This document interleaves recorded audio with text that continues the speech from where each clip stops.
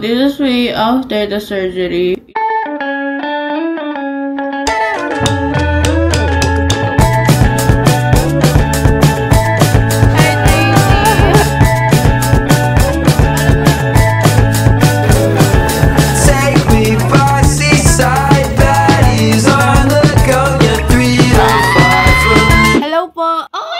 Oh my God, ang tagal kong hindi nag-vlog.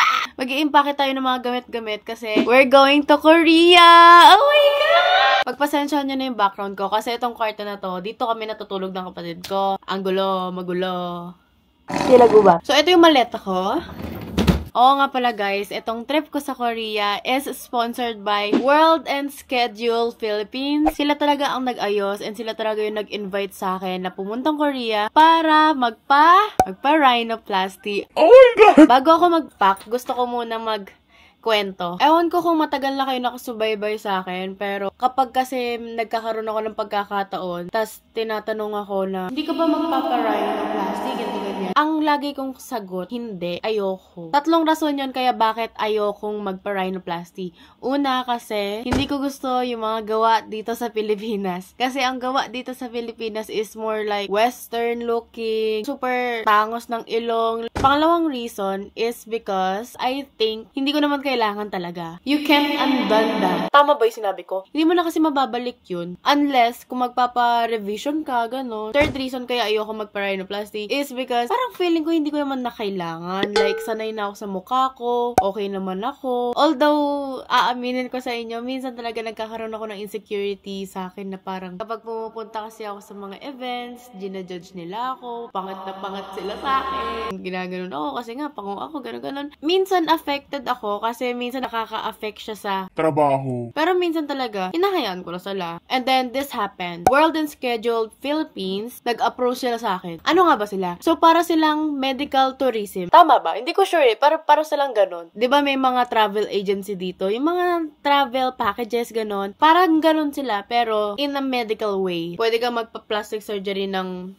bubayot pa mo. Pwede ka magpa-plastic surgery ng ilong, lipo, meron din sila teeth. Ako yung napili nila to be the first na pala pa rin doon para mapa-experience sa akin ng medical tourism nila. So, kumbaga, ako yung pioneer. Pioneer! This is my first time na aalis ng bansa. Alam mo, OFW. Pero this is my first time na magta-travel abroad. Tapos, hindi ko kasama ate ko or mama ko. And to think na 10 days ako doon, medyo nalulungkot ako.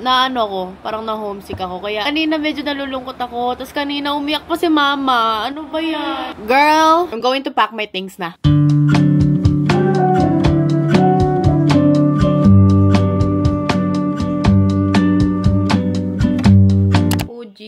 Iiwan na kita. Yakap, iiwan na kita. Kala mo naman forever. Alis muna si Ate Pao. No. Nalulungkot ako.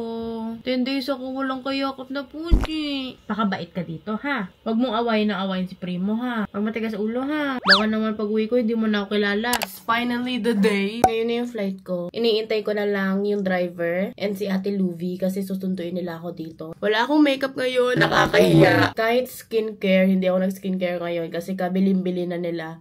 Wag daw. Oh my God. Kinakabahan ako.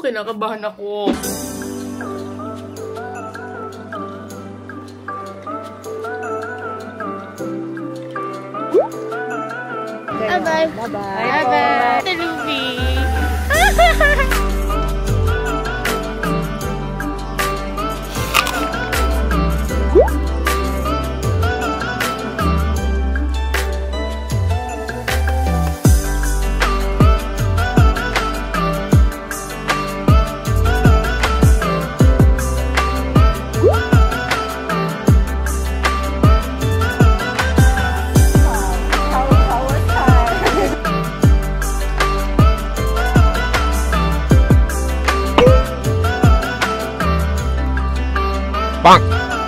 Ang World and Schedule, nag-provide sila ng translator and kasama namin ngayon si Tracy. Siya yung mga kasama namin dito for 10 days. May reklamo ako sa kanya kuya para matitranslate sa mga doctors dito. para maintindihan nyo din. Alam mo, para smooth yung ano nyo ng between doctors and patient. Para walang eme-eme gano'n. Tracy, you will take care of us. I will. Don't worry.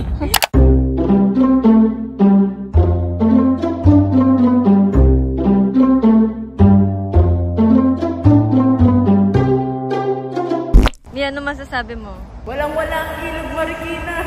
We're here na sa clinic. Oh my God. It's consultation time. Kinakabahan ako. Kasama ko yung CEO and other staff ng World and Schedule. So, inaalagaan nila ako para hindi ako kabahan. Pero, sabi ko, kitang gwapo. Nakita mo ba? Yung mga naka-block ko. Kitang gwapo.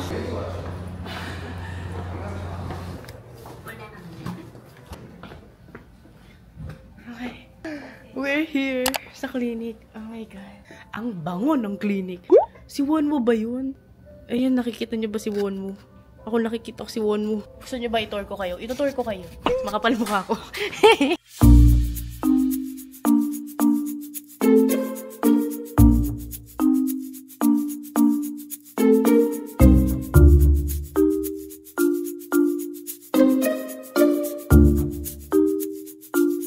Going to do?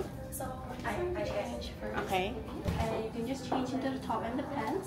Jewelries, and I will put it inside there. Yes. Okay. Thank you. Okay, ang sabi nila, kailangan ko na magpalit ng pang-hospital.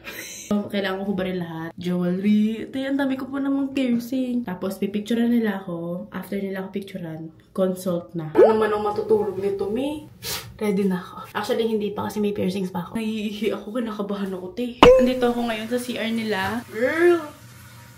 Oh.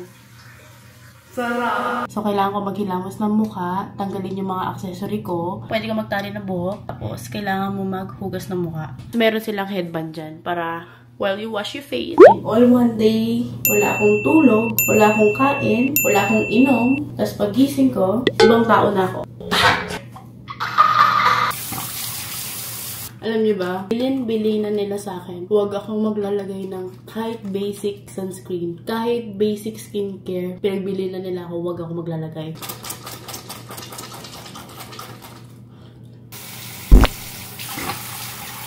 Pagod. Okay. Tatanggalin ko na yung mga piercings ko. Oh my God, sana huwag kayo magsarado.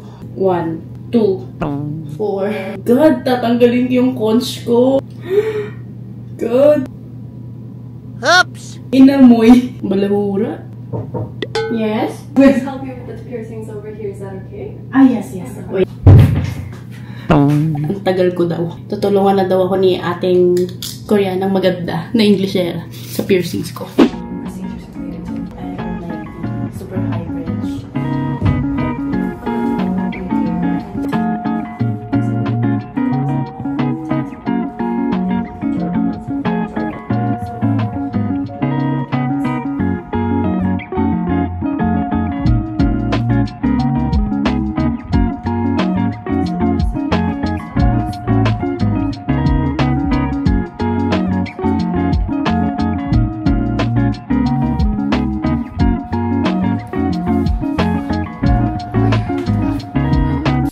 Hours later. Can you talk?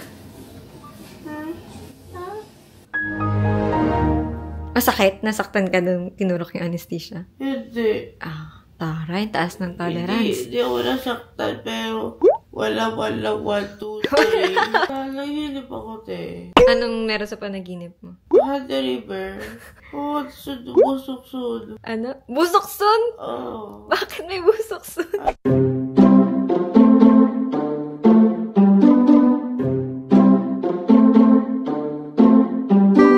So, this is way after the surgery. Hindi ako masyado makapagsalita kasi may ganito ba ako. Bukas naman, tatagalin to. Saka yung parang bulak sa loob. Pag isa ko ngayon, wala si Ate Luby, bumili sila ng pagkain. Wala pa akong gana magkwento. Tapos alam niyo ba, hindi ko matanggal yung piercings ko. Dahil, stress kaming lahat. So, ang ginawa lang, habang nasa operating room na ako, kilip nila yung isang hikaw ko. So, wala na siya. Nakakatawa kasi nga, hindi ko alam kasi sabi nung kausap ko doon na English English translator. Sabi niya, tuturukan daw ako dito ng IV.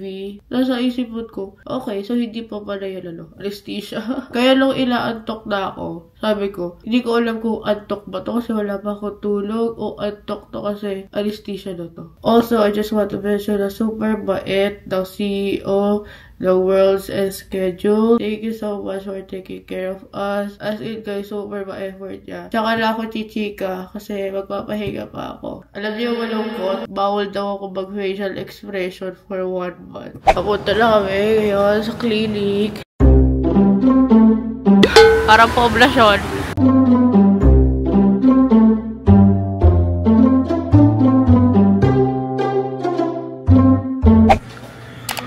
Ay, tatagalin na siya.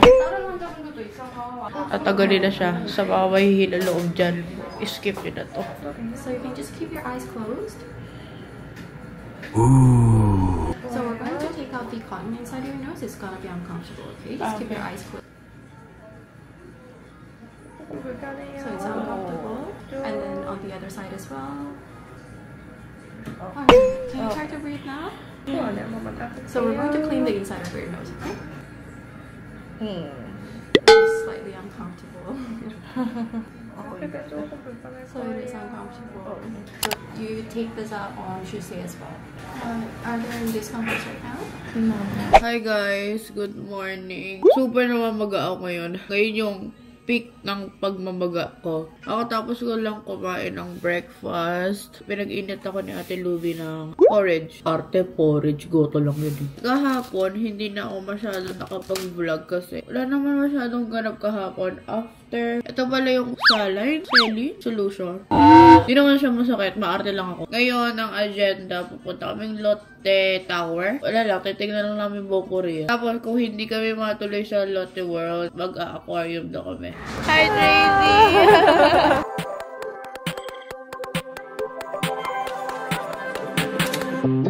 My hands are shaking, stifle my breath. You look so lovely, it scares me to death. I used to get so insecure with you, it's different. Yeah, just something about you makes me so sure. Don't know what it is, but you make me wanna stay. Yun yung marble. Marble. Napansin ko kasi, andito si Wonwoo. Palatandaan ko si Wonwoo dito. Dito na kami sa Marble for follow-up check-up. Hindi ako nag-vlog kahapon kasi wala namang ganap. Day, naka-ano ko. 13K in all, pero naka 7K ako sa Oliviang. Kahapon, pumunta kami Namdae Moon. Ang sarap ng pagkain. Nakabahan ako bakla. Right now, there's nothing inside. It's probably because it's swollen up.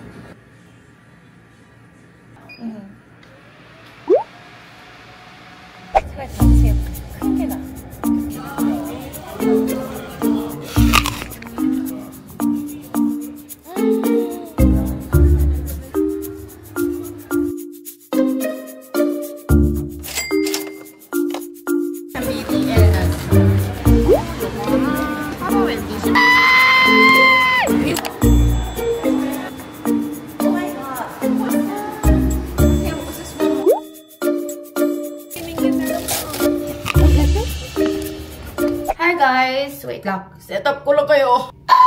Magto-12 na, pero ngayon pa lang maliligo. Kasi bukas natatanggalin ang aking tahe. Ewan ko kung pati sa tenga tatanggalin, pero bukas natatanggalin yung sa ilong. Pati yung cast, ang alam ko, bukas na din. And it's also our last day here in Gangnam. Kasi lilipat kami ng hotel, ililipat kami ng CEO, doon naman kami sa Myeongdong. For 2 days lang naman yon, doon kami sa Myeongdong. Para ma-enjoy daw namin ng Korea more. Thank you so much. Again, thank you so much, Worlds and Schedules, for this whole trip. Saranghaeyo. Nomu saranghae. Hi guys, good morning. Makapagsabi ako ng good morning, hindi naman ako natulog. Tayo, hindi ako nakatulog kasi una, nagugutom ako. Pangalawa, nagising diwa ako simula nung naligo ako. Yung may buhok, naligo, ganun. Nagising diwa ako, tapos din ako nakatulog. It's currently 6:25. Kailangan namin umalis dito ng 9:30 kasi may check-up ako ng 10 AM. After ng check-up, babalik kami sa hotel, tapos check out na, tapos travel, puntang Myeongdong, tapos check-in ulit dun sa bago naming hotel. Ito pala yung outfit ko. Kahit summer dito sa Korea, nag-sweater ako kasi wala na ako maso. Nakakairita kung kailan tatanggalin na yung tahi ko sa ilong, tsaka pa ako nagka-pimple. All I need is akong energy, gusto akong kumain. Sige na, bye-bye na. I'll update you later. Dito na tayo. Hello. A few moments later. Yes! Yes, Gaga! So, here is my nose. Actually, to be honest, hindi ko alam mararamdaman ko. Pero inassure naman nila ako na maga pa daw ito. Pero feeling ko nga, maga pa talaga siya kasi usually, ganun talaga. Yeah. Ang gaano sa pakiramdam, wala na akong kas. Pwede ko na siya kamutin. Although tong area na to is napakatigas. And it's normal. So yeah, let's go to Myeongdong! Oh my god! Hi guys! Okay, it's been 2 months. 2 months na yun? Opo, 2 months na po ang nakalipas simula na nagpa-rhinoplasty ako. Oo nga pala, gusto ko pala mag-sorry kasi hindi na ako nakapag-vlog nung pumunta kaming Myeongdong kasi wala na kami ibang ginawa kundi maghanap ng sapatos. Etong sapatos na to be specific. Pero yun, wala naman kasi masyadong ganap bukod sa pag-shopping, food trip. So yun, after namin mag-check out, pumunta na kami sa new hotel namin sa Myeongdong. So pina-check-in kami ng CEO sa isang napakagarbong hotel. First time ko makaranas ng ganong hotel. 5-star hotel. Yun ang binigay sa aming hotel ng aming CEO ng Worlds and Schedule. So again, thank you so much Worlds and Schedule for sponsoring this whole trip. Namunumusarang he. Oo nga pala, ang hotel na pinag-check-inan namin is, ano ba pangalan niya? Lotte Hotel? Yun ata. Lotte Hotel. Okay, back to my nose. Nakasalamin ako ngayon kasi, hindi ko kayo makita. So yun yung nose ko. Obviously, may contour yan kasi, hindi kasi may ginawa akong branded content. Kaya naka-makeup ako. Pero yun na siya. Ayan yung nose ko. 2 months after. Alam mo, super galing nila, te. Nagawa nila yung gusto ko. Napaka-clear sa utak ko na sinabi ko na ayoko ng high bridge. Ayoko masyadong maganon to. Well, actually, to be honest, sinabi din nila yun sa akin ng doctor sa Marble. Sabi ko kasi gusto ko to bawasan tong A-Lor. Tapos sabi nung doctor doon, babawasan nila pero super onti lang. Kasi kapag binawasan daw nila to is hindi na magiging proportion sa mukha ko. Kasi itong part daw ng mukha ko is very small. Actually guys, malaki yung mukha ko pero maliit yung mukha ko at the same time. Gets nyo ba? Maliit lang yung features ko. Kaya sabi nila kapag daw pinasobrahan ko to, medyo hindi na siya proportion po, no? Actually sabi ko nga ayoko magpalagay ng bridge sa ilong. Ayoko. Pero sabi nila kailangan daw talaga. Pero onti lang. Tapos meron kasi ako pinakita sa kanilang peg ng paggagayahan ng gusto kong nose. Naging transparent din sila sa akin noon na sabi nila sa akin, hindi daw nila ma-achieve yung same exact nose na gusto ko. Kasi, number 1 is, hindi kami pares ng skin. Number 2 is, makapal yung skin ko dito. And number 3 is, oily ako. So, merong factor na baka, kaya medyo mataba yung nose ko kasi full of oil or tinatawag ba nilang sebum yun. Pero so far, I'm so happy with the result. Alam mo, super minimal lang nung changes pero may nagbago. Kasi gusto ko yung yung parang mapapatingin ka sa akin ganun tapos sasabihin mo, parang may nagbago pero hindi mo alam kung ano. Yung ganun. Gusto ko yung ganun. Kasi ayoko ng major difference na parang hindi na ako. Yung parang hindi na ako anak ng tatay ko. So, ito yung before pictures ko. Panakot sa daga. Tapos, ito na yung after. O, diba? Sabi ko sa inyo, merong pinagkaiba. Super minimal lang talaga. Tsaka kasi, itong picture ko before, meron kasi akong fillers niyan, tsaka threads. Pero hindi talaga yan yung ilong ko originally. Ito yung ilong ko originally. Bloop! Ayun siya. Yun yung itsura niya. So, before, after. Diba?